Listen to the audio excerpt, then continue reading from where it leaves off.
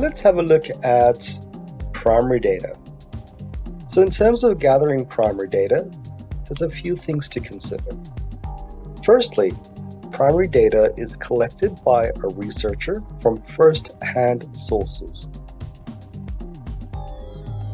Now remember, the difference between data and information: data is raw, information is once the raw data has been processed.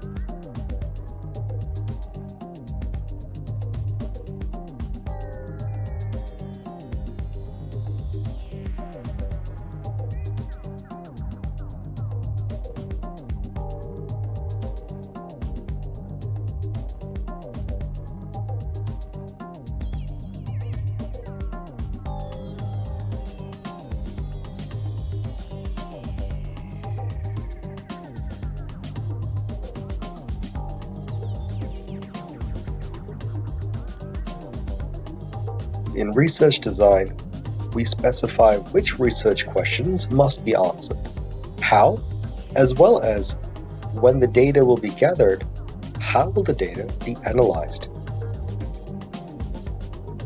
So in terms of gathering primary data, there's a few things to consider.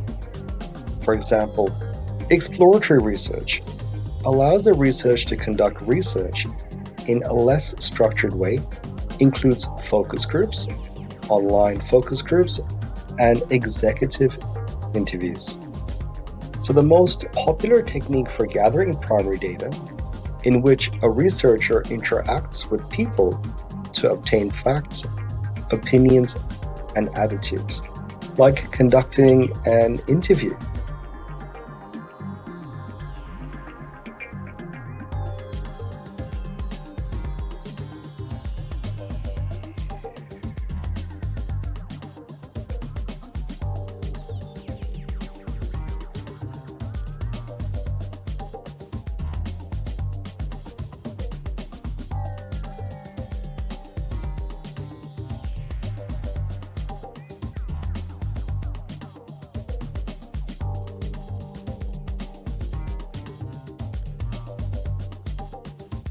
The idea is, because it's a one-to-many or one-to-one type research, mostly conducted face-to-face, we can ask follow-up questions and a lot of open-ended questions to get deeper responses.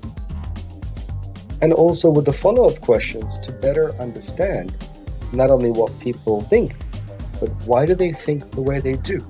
Or why do they like a particular object or product ahead of others?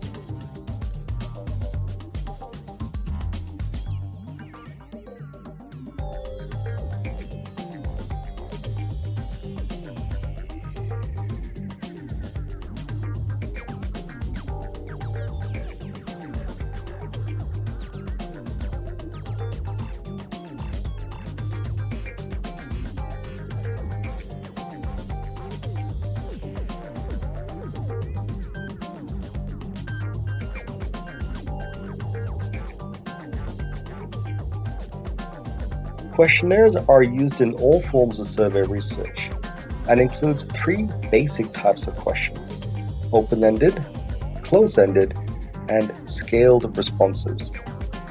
For example, open-ended questions don't have any fixed answers to them, which means the information or the data that we get back from our customers can be a lot richer, in the sense they may give us an answer that we had never even thought of. The next type, close-ended. Close-ended tend to have fixed responses, for example, yes or no. And the last one is scaled response. How would you rate the following out of 5 or out of 10? Because you've put a scale in there, the response that you get from the person you're interviewing will be fixed within that scale. You can't answer 7 out of 5 when 5 is the top mark you can possibly give.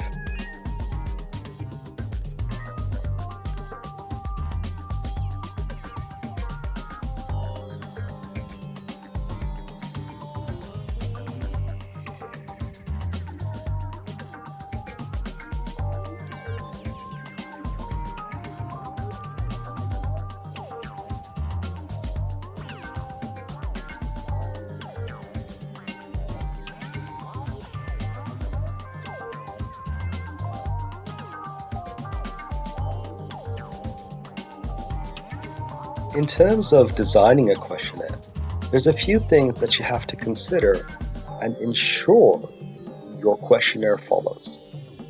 So, for example, your questionnaire should be clear and concise.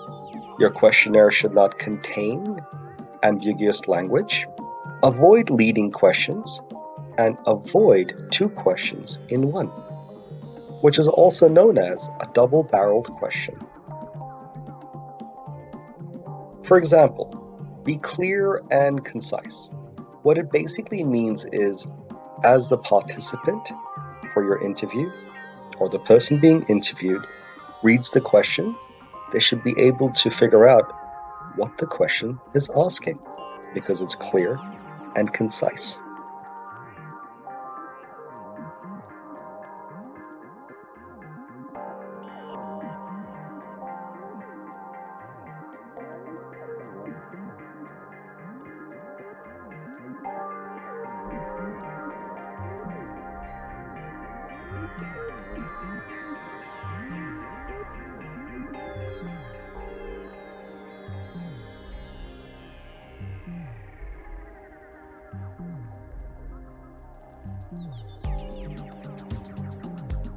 The second part, containing no ambiguous language, which basically means you're not going to put in industry terms or acronyms which your customers are not likely to understand.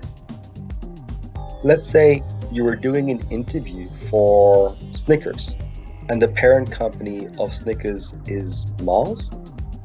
So imagine if Mars said that, hey, which strategic business unit would you prefer, Mars or Snickers? Now your customer's going to look at it and be like, what the heck is a strategic business unit? So it's important to ensure you use simple, plain language, which once again helps you to be clear and concise.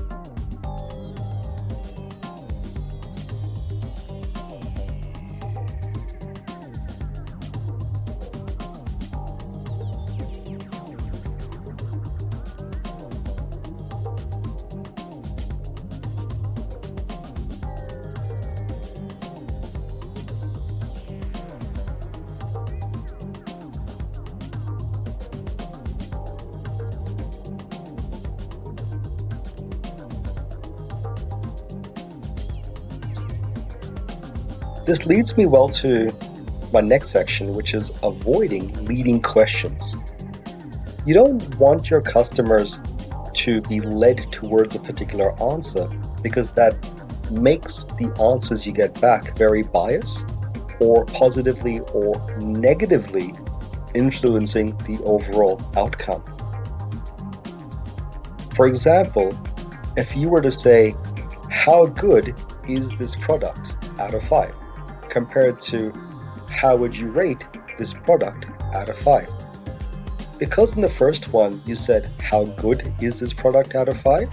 Your customer may look at it and go, am I rating the goodness of it or how this product is?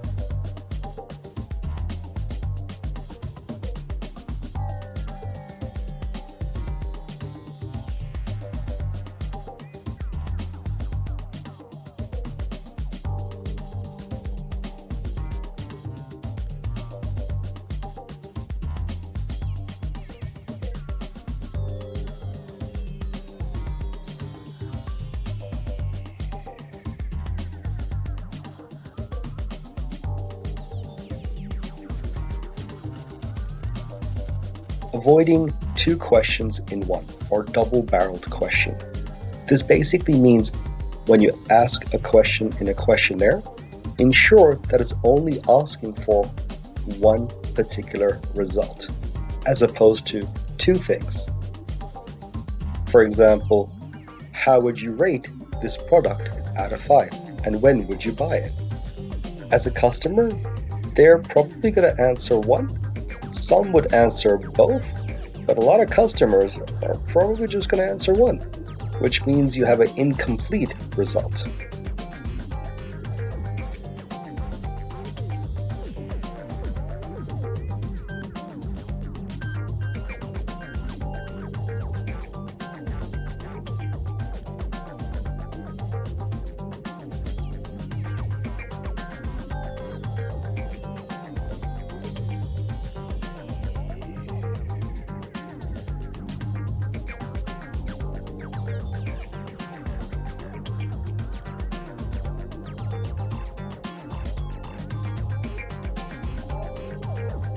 Advantages and disadvantages of primary data. Well, first, the advantages. With primary data collection, the massive advantage is the fact that you can ask questions or get answers for questions which are very specific. If you're looking at a report made by somebody else previously, they may have asked questions similar to the ones you wanted to know the answers for, but they may not have asked the question that you really needed the answer for. Because you're conducting primary research yourself, or even paying a company to do it for you, you can ask very specific questions.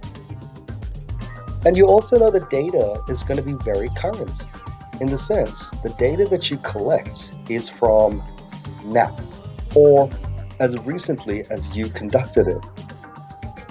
Also, because of this, you know the source of the data.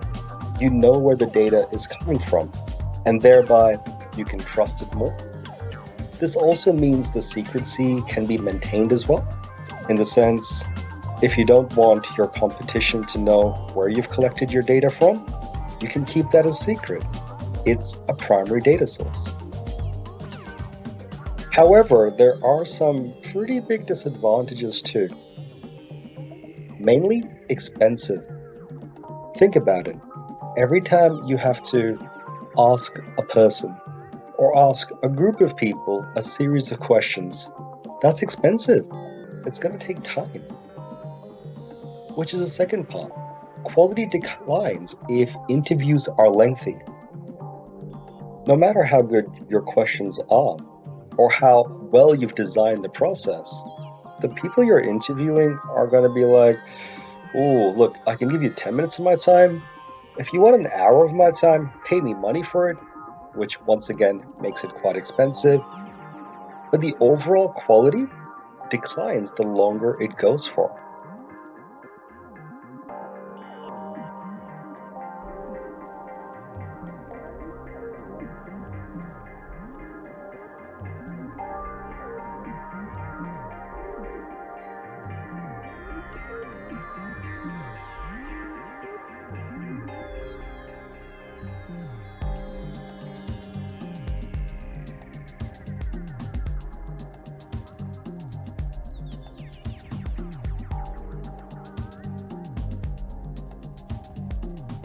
Let's say the research topic that you're looking into has a lot of open-ended exploratory questions to really dive deep into the topic and get a good understanding of it.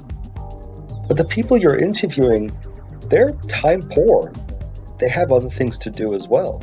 So it could be really hard to get participants interested in putting their hand up to say, yes, I am willing to give you my data in regards to whatever the interview is. Think of it this way. When was the last time you filled out a feedback form? Even if it was just as simple as, out of 5, how would you rate the service?